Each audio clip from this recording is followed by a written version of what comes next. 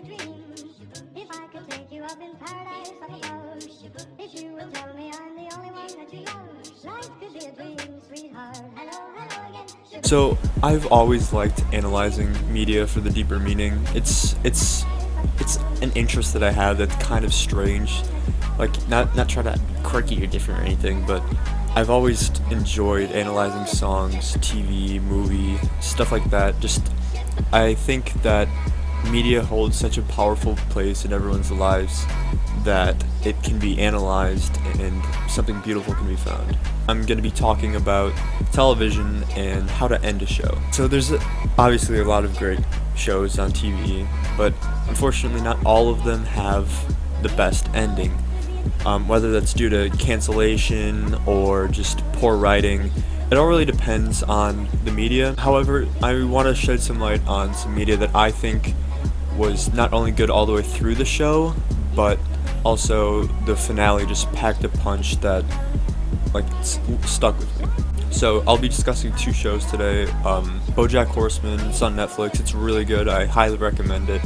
It's not for everyone. It's definitely targeted more towards adults despite being animated. And then Avatar: The Last Airbender, which is typically a kid's show, but I like it. I'm going to be discussing Bojack Horseman as an entirety in some other video because I think that that's what it deserves, but I'm just going to be talking about the finale in this one. Slight spoilers for Bojack Horseman and pretty big spoilers for Avatar: The Last Airbender, even though Avatar: The Last Airbender ended, 13 years ago, I think now?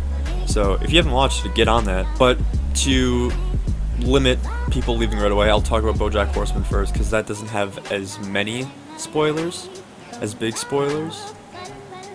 So let's get into that.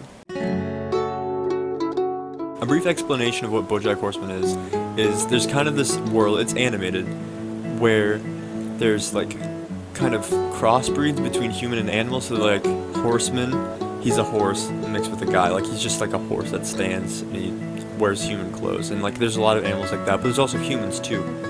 So it's kind of weird in that aspect, but the story beneath is so good. It talks about depression, anxiety, struggle, drug abuse, alcohol abuse. It talks about a lot of things with a deeper meaning that just, if you watch the first episode, you'd never get. I first started watching Bojack Horseman. I tried to start probably about a year ago about this time, but I couldn't get into it. I watched the first episode, which is a mistake because you can never get a good understanding, a good idea off just the first episode.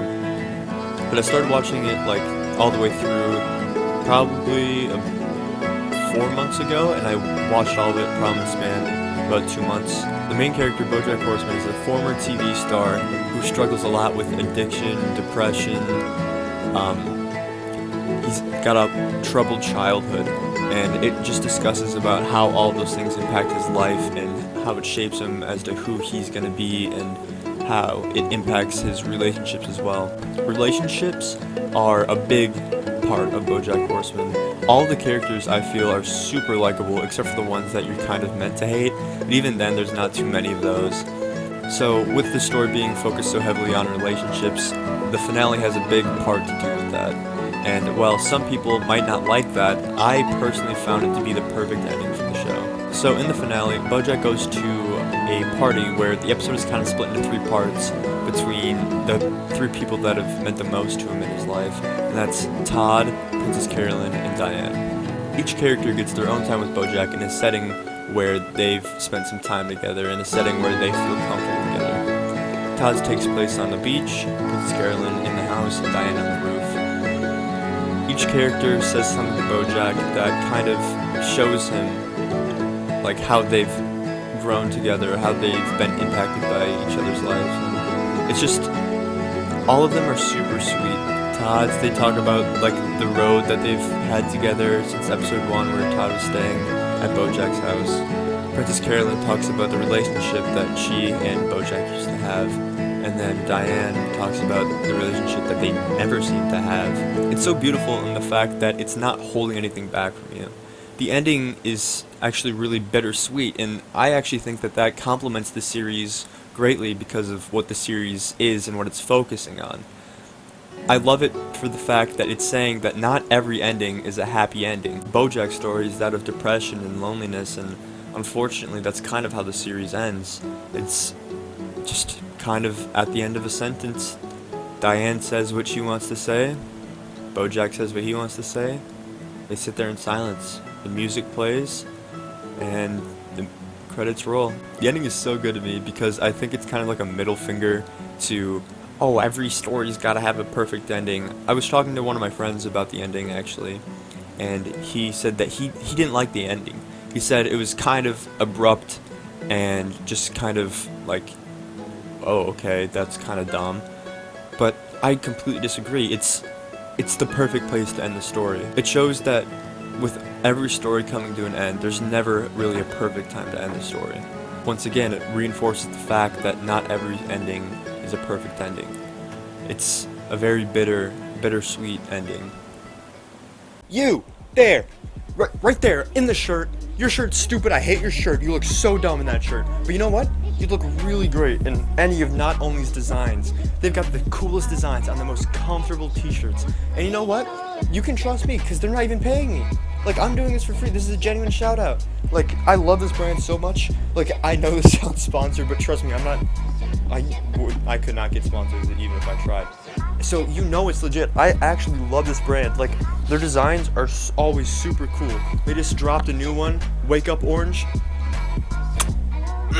Great. Like, oh. Buy the shirt. Alright, a little bit of a change of scenery. I'm wearing a different shirt. My sweatshirt got really hot. It's really warm in this room because I have the lights on for the green screen. And so I'm standing now as well because we're talking about a more energy-packed source, okay? I'm energized now. Bojack Horseman, that shit, just too boring, too sad. I still really liked it though. You should check it out. It's a really great show. But now onto the fun stuff. The Avatar Last, the firebending and whoa. Avatar: The Last Airbender. I'm gonna get into some kind of spoilers, so please click off now if you wanna have the ending preserved from a 13-year-old show, I guess. But Avatar: The Last Airbender, great show, okay? The story is amazing. The character development, just from the start, like, everything is great. And then they made a live-action movie, but we don't really talk about that. That's just kind of like off in the distance. We don't talk about that one. I grew up with Avatar: The Last Airbender. I think it's a masterpiece. The visuals, it's so good. It was made in 2005, 2007, and it still looks tremendous. I'm using big words now. I'm kind of smart. But anyway, let me get to the finale, the meat of this video. The overall task for the show is for Avatar Aang to beat the Fire Lord, right? And just kind of win, okay? So all the episodes leading up to the finale is Aang training to beat the Fire Lord. He needs to learn all 4 elements to beat him, and it's just him and his gangs, his friends, Sokka, Katara, Toph, Momo, Appa, their adventure in learning together. But it's not all fun and games. There's some serious episodes in there with episodes like Tales from Ba Sing Se, probably my favorite episode of all of them, just kind of due to the Aro bit, but you know. But anyway, there's still some very serious moments in there as well as goofy fun, because it's a kids show. But the finale is so phenomenal because unlike Bojack Horseman, it has a good ending. Okay, that's the finale is so tremendous just because it has such a feel-good ending. Everyone's so happy in the end. The finale is 1 hour and 34 minutes, and let me just say, it's non-stop beautiful. There's high-action battles and stunts and flips, but there's also really good, uplifting, feel-good moments, like this one. It's the first time I've actually like pointed to the green screen. It's really weird. But the ending, the very, very ending, is such a feel-good moment. Aang and the Fire Lord, bang, bang, bang. They fight and they fight, and you know what? It's awesome. It's such a cool fight because you get to watch all of these elements collide and interact with one each other. So you got the Fire Lord, right? He's just got fire. He's kind of boring. And then you got Aang, who's got earth, fire, air, water, and it's just such a cool battle because you get to see Aang use all of this bending that you got to watch him learn. And it's such a good fight because now that Aang has such a good understanding over his abilities and the Fire Lords had his knowledge of his abilities, it's just awesome to watch them collide and fight. So this is like the big spoiler right here. Aang wins. Like, it's a kid's show. I didn't think it would end with Aang dying in a crushing defeat against the Fire Lord and all of his friends have to watch him suffer as like the Fire Lord slowly steps on his skull. I don't think that'd be on Nickelodeon. I got really into detail there. But Aang beats him, and in the moment of Fire Lord's disparity, Aang has the opportunity to kill him. But you know what he does? The man steals his bending because he's too freaking cool. Like, Aang, the master of all 4 elements, he was already cool enough. And then he takes this man's bending and he's like, I don't kill. He is too cool, my man. Oh my god, he's awesome. So after Aang defeats the Fire Lord, steals his bending, Fire Lord gets locked up, Zuko becomes the Fire Lord.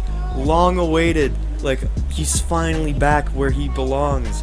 In royalty, but not in a place of power and he wants to rampage everything, but in a place where he wants to keep peace, and he's finally at peace with who he is. He's not vengeful anymore. Is that a word? He's there because he wants to be there. So Zuko's Fire Lord. What's left for the rest of the gang? Well, not much is shown about the rest of the gang after. It's just kind of Aang and Zuko for the most part right after the battle. Zuko gets sworn in.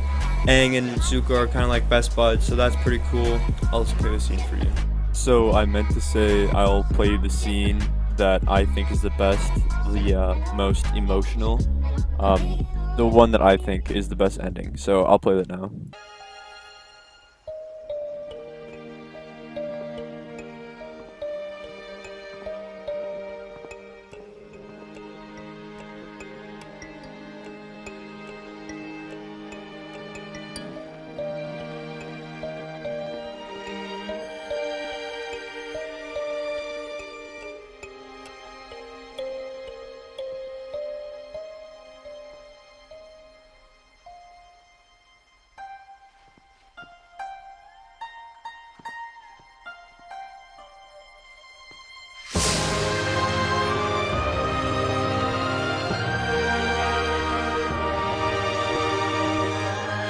And that's it. That's how it ends. Like, isn't that just amazing? It's such a feel-good moment. Katara and Aang finally together after 3 seasons of tension between the two. Puny little kisses before they're about to die, sure, but this is such a good moment because you know that they can finally be together happily without disruption with the Fire Lord or everyone gonna die. They can be together. It's kind of weird that that Aang's only 12 and she's only 14, that they're like massively in love, but I don't care. It's a feel-good moment. And just the addition of Avatar's Love playing in the background. I love that song so much. I can play it on guitar. I don't have my guitar right now. I'd play it for you, but oh god, it's Avatar soundtrack is subpar. I love it so much. I'm gonna get into that in a different video though. Like I said, I want to make dedicated videos to both of these shows because I feel like they both have a lot to offer. And that's it. I know it's kind of strange because analysis videos are kind of weird already, but I'm still kind of new to them. I don't really know what I'm doing, but I hope you kind of enjoyed the video at least a little bit. Even if you're not into analysis things, I hope I kind of entertained you. I know the first part was boring, but if you made it this far, I really do appreciate it. And I want to keep making videos here, probably more of the analysis type because I like that. So for gaming content, you can follow me on Twitch, link in the description. I'm going to try to stream more, but my schedule's kind of tight right now. I'll try to streaming more though. I have a lot of ideas that I want to put to use. But thank you so much for watching. It really does mean a lot.